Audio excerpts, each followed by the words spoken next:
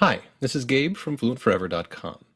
In these three videos, I'm going to show you the bare essentials of phonetics and spelling for European Spanish, specifically the Castilian dialect, since that tends to be what you're going to hear if you're listening to Spanish movies, TV, etc. If you're using one of my pronunciation trainers, don't worry about memorizing this stuff. The trainer will do that for you. Just watch and pay attention. Everything you see here will show up sooner or later within the trainer. I'll be going through Spanish using the International Phonetic Alphabet, or IPA. This lets us simplify our discussion a lot, since I only need to talk about 30 or so symbols, many of which you know already, instead of trying to wade through nearly 130 spelling rules. So, that said, let's get started. We'll break this discussion up into three parts. The first will cover Spanish's consonants, the second will cover the vowels, and the third will cover a few of Spanish's spelling rules. Now, European Spanish has 27 consonants, and if you speak English, 13 of these are going to be relatively familiar sounds and familiar symbols. 7 will be relatively familiar sounds with unfamiliar symbols, and 7 more are really going to be new. Since I don't currently speak Spanish, I have a native speaker here, Elena, Hello. who'll be helping for this video. We'll be starting with 8 really straightforward sounds and symbols. There's B as in bruja, F as in foca, G as in gallo, M as in mango, N as in nabo, S as in sirena, Z as in esmeralda, and W as in huerta. Next, we have 5 familiar symbols that sound a little different than you're used to. We'll start with what looks like a D and a T. There's D as in daga and T as in teléfono. If you're comparing these consonants in English and Spanish, you can say D and D. If you pay close attention, you'll notice that in English, the very tip of your tongue hits the alveolar ridge, that ridge right behind your front upper teeth. D. But in Spanish, the tip of your tongue flattens out a bit, so that the tip of your tongue actually touches your upper teeth, and the blade of your tongue, that part right behind the tip, touches your alveolar ridge. This gives you a less percussive sound. You get D instead of D. It's exactly the same for Spanish's T. Instead of T, you get T. And that puff of air you get when you say T, T, T is also gone. T, T, T. So, let's move on to 2 more consonants that don't have big puffs of air in Spanish. We have P as in pavo and K as in capa. For both of these consonants, the difference between English and Spanish is all about that puff of air. In English, there's peace, P, peace, and in Spanish, peace, P, peace. Same with K. In English, we have key, K, key, and in Spanish, key, K, aquí. The last of our slightly modified consonants is Spanish's L. As in lata. It's a familiar symbol in IPA, it's a lowercase l, but it sounds a bit different from English. In English, when we say a word like lease, the back and front of your tongue will both come up towards the roof of your mouth. Lease. But in Spanish, only the tip of your tongue comes up, and it reaches just behind your front upper teeth.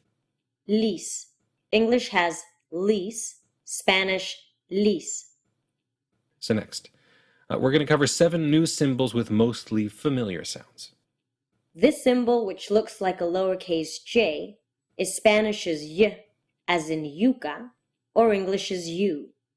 Now what complicates this story is that there is another version of this symbol, which looks like a J with a little curly tail at the end. That sound is basically the familiar English y sound, with a bit more grit to it. Y, as in yuca.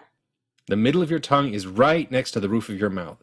Y, yuca. Or it may even touch the roof of the mouth for a second, producing y, yuca, inyección. Depending upon the word, the dialect, the speaker, and even who they're talking to, you'll hear speakers switch between these various y sounds quite a bit. And while there are some rules about which ones to use when, they seem to be broken more often than followed. So basically, get used to hearing all of them, and you should be fine. So, next up, we have 3 more symbols that are going to be really familiar sounds. There's th, as in Spanish's zapato, or English's thick. There's as in Spanish's banca, or English's bank. This is an N produced with the back of your tongue instead of with the front. And there's ch, as in Spanish's chancleta or English's cheese. This is actually two sounds stuck together. It's a T and a sh together. Ch. Last, we have Spanish's th, as in hada. Now this one is actually the same symbol used for English's the sound, as in this or vi. The Spanish version is basically the same. Your vocal cords are buzzing, your tongue is right at your upper teeth. The only difference is that the Spanish sound is a little bit lighter. The tongue isn't pressed as hard against the teeth, so you get sounds like see instead of see thee. See thee. At this point, we've covered most of the Spanish consonants. We have 7 left, which will be entirely new for most English speakers. So first up, let's deal with the 2 Spanish R's. The first of these is usually the hardest one to pronounce. It uses the familiar looking lowercase r as its symbol, and it's known as the trilled R.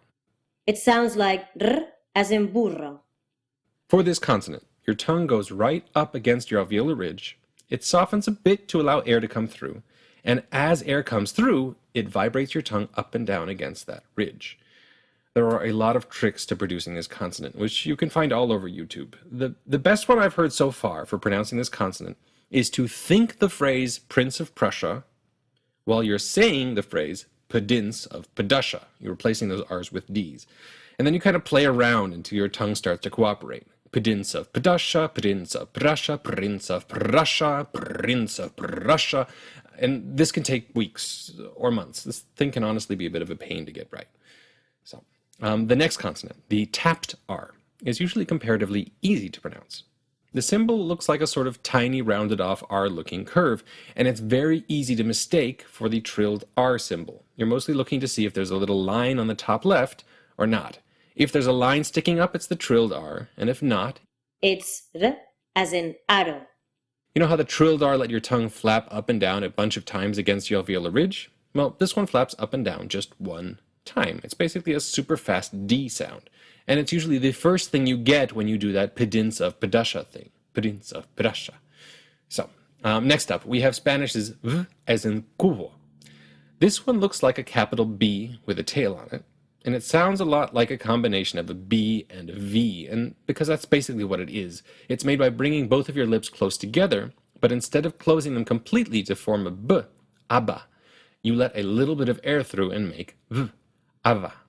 A similar thing happens with Spanish's g, as in soga.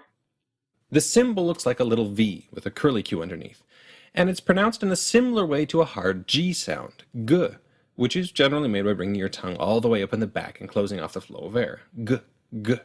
But for this consonant, instead of closing off the flow of air completely, you let a little bit of air through, and you get g, soga, agua. So let's stay at that exact same spot. Your tongue is up in the back right where you pronounced g and k. If you let air through in that exact same way, but you don't engage your vocal cords, there's no buzzing going down in your throat, then you get what looks like a lowercase x. As in gelatina and girasol. So next up, we have Ñ, as in niños.